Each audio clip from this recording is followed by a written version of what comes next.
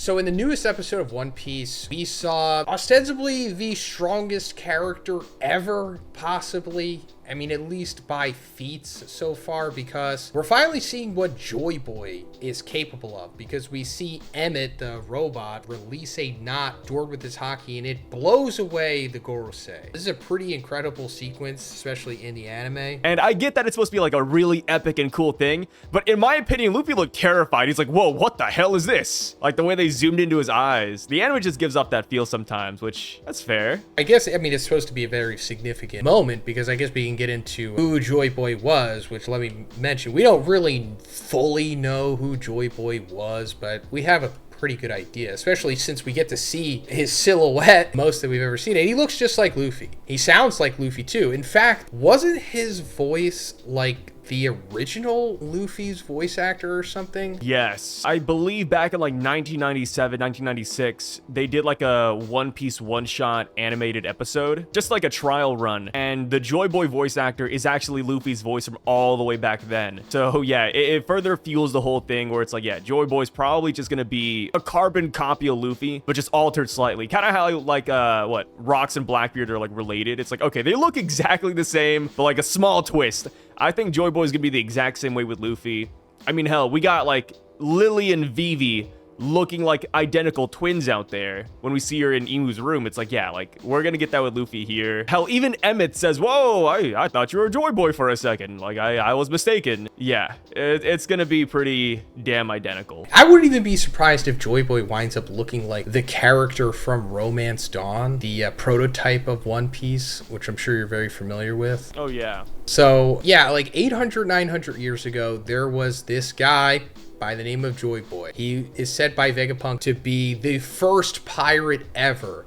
And judging from how Emu reacts to this, seemingly Emu's nemesis, maybe even more powerful than Emu, because Emu, the seemingly final villain, the controller, you know, the devil ruler of the world, is scared of this. Holy crap, so scared, and it's so powerful that it's like de-transforms them, and then they go back to Mary Joie. That's how powerful just releasing his Conqueror's Haki from Emmett's knot is. Let's also go back to that sequence. In this flashback to the Void Century 800, 900 years ago, he's talking to Emmett and he says, remember Emmett, only when the time is right, I've tied a knot of my most powerful Haki and locked it inside your body. You're going to keep living long after I'm dead. There will come a day when I can't help you anymore. And when your life is in danger or someone else is in danger to whom you want to protect, that's when the time is right. Go ahead and untie that knot. And that begs the question of like, how did he know? Now, I mean, I don't think he specifically knew, like, hey, you know, in 800, 900 years, there's going to be this guy, Monkey D. Luffy. He's going to look just like me.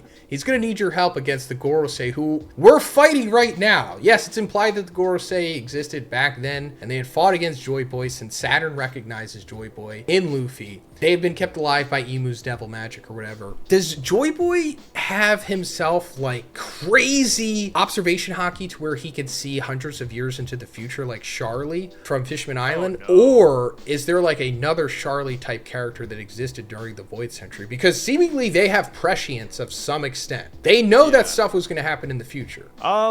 Personally, I don't think Joy Boy had observation Haki so crazy he could see like 800 years into the future. I think he simply believed in the will of D, and especially when it comes to Emmett, right? I think he was just giving a gift to a friend. He probably didn't know exactly what it was going to be used for. It was just like, hey, I'm not going to be here anymore. You take this gift so that I can help you again one day. I wouldn't be shocked to imagine that most of Joy Boy's crew that survived throughout the years have a similar item from Joy Boy too. I don't think Emmett was the only one. I think we'll go on later and we'll see more of Joy Boy's belongings that he gave to his Nakama, if they're still around, of course. I mean, the straw hat itself is one of those items. It seems like Emu might even have the original Joy Boy hat, possibly, because they do have a straw hat in Mary Joie. But also, speaking of Emu, that's what Joy Boy's all about. Like, that's what the Void Century was essentially about. It was like Davy Jones and Joy Boy versus Emu. And I think that's possibly even why they're talking about Joy Boy dying in the flashback. Like, it seems like it's a foregone conclusion that he's going to die. And he's not talking about like of old age.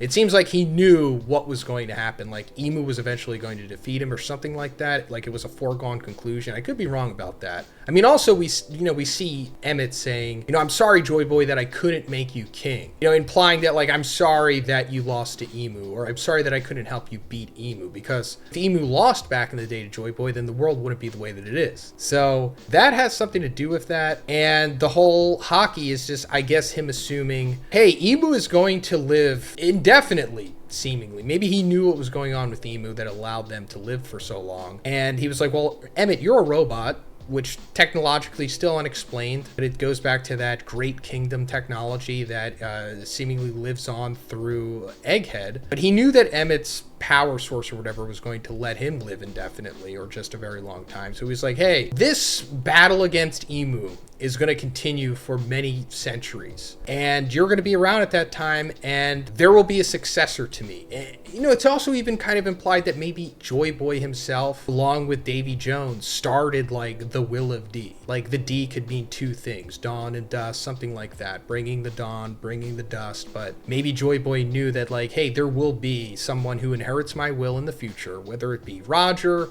whether it be Shanks, whether it be Luffy. They're going to need your help, because the Gorosei and Emu, they're still going to be ruling the world at that point. And eventually they're going to need your help to take it down. So here, take this Haki knot, which this is the strongest thing we've ever seen so far in the series. Like, even by current manga standards with what Emu has done at Elbaf, I don't think any single character, not even Rocks, has surpassed this level of power yet. Do you agree with that? Oh yeah, I agree with that easily.